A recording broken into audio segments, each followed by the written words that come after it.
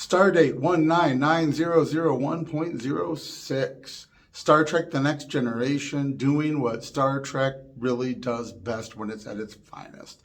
An analysis of our own history, of the human experience, historical events known to us, plus the overall societal struggles which are timeless, imposed on a futuristic and extraterrestrial society to help us see it in the perspective free of the baggage of our own culture, but see it in this science fiction realm. Guest starring Jeff McCarthy, perennial guest appearer on television from the 80s onwards, been in films, most notably and memorably RoboCop and the recent film The Joker. This is good stuff, and it doesn't get any better than this. January 6, 1990, Star Trek The Next Generation, The Hunted.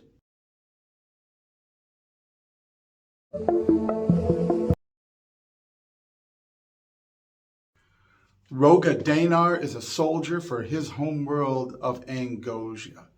He is resettled on Luna 5, a penal colony, for crimes he did not commit, the only crime being his service record. He answered the call of his people when they went to war with counseling, brainwashing, various types of bodily chemical modification, you name it.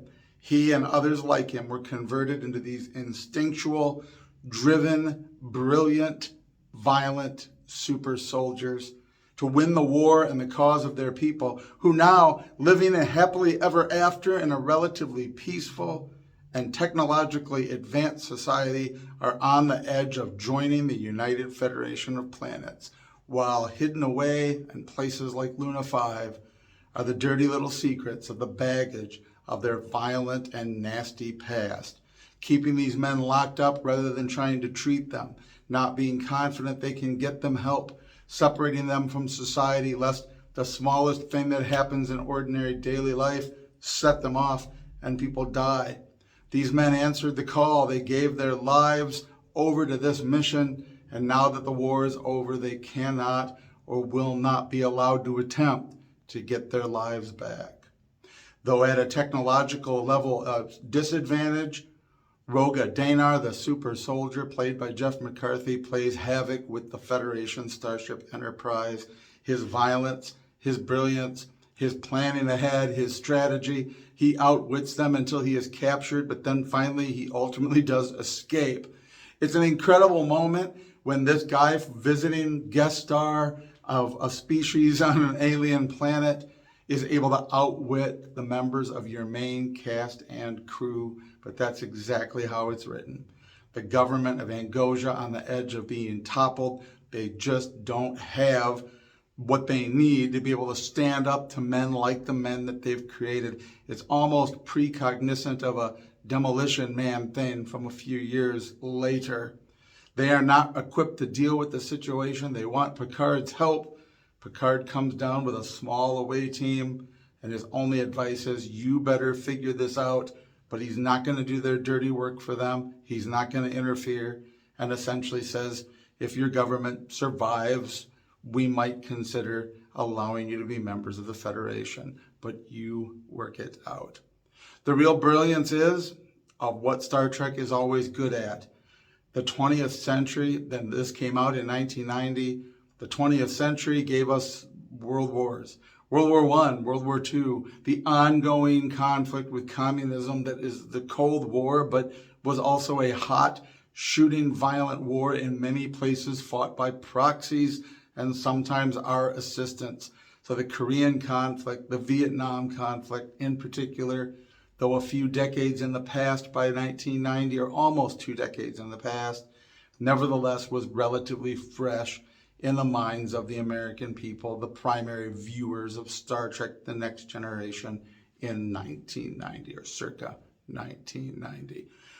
Many of us grew up with movies and films and shows about people returning from Vietnam. Many of my generation are the children of people that fought and served in Vietnam, and the particular trauma of the unexpected tension of being constantly in a jungle environment or in an urban environment where you don't know who the enemy is. It simply defined things in a way that heightened the traumatic experience not to minimize what people went through in the world wars by any stretch of the imagination, but when your trauma is built around a place, a pattern, a front line, something discernible, something with the Vietnam veteran eras seems to have been a lot more difficult for them to adapt back to a normal urban life, having extensively been in that urban environment in this sort of role against insurgents fighting at random. That's all for another time sort of discussion. But this episode, The Hunted, gives us this character who has been through this programming that he is unable to control himself. It is clearly meant to reflect post-traumatic stress disorder or things related to it from combat, from conditioning, being conditioned to respond, to see danger where maybe there isn't now that you're home, to expect problems, to be suspicious every time you turn a corner around anything or every time something is laying along the road, to know that it is not an improvised explosive device. The transition back to civilian life, the way that it is portrayed in this episode is, again, that particular artistic, ideological, philosophical sort of genius of Star Trek at its best. And that ultimately they leave this planet in good Star Trek Federation Prime Directive fashion. You guys figure this out yourself. And that ending is ultimately, by not giving us the clear ending of what happens after, nevertheless, it gives us something that is quintessentially Star Trek. That when you have dealt with the baggage of your past and moved forward, the real people that you are still abusing because of this past, when you're finally able to process this and deal with it as a culture on Angosia, you will be considered again for the possibility of Federation membership.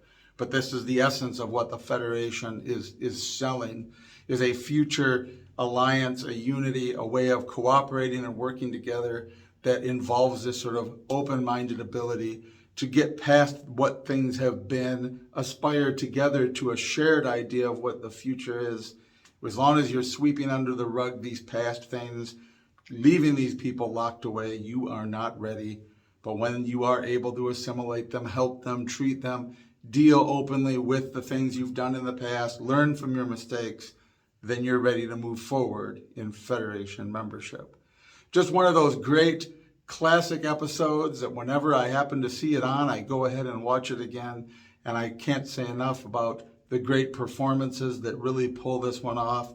It is one of those great episodes of The Next Generation in that era where it was and remains some of the best television ever made. So that's my outlook on it. The Hunted, Star Trek, The Next Generation. What did you think? Peace and long life.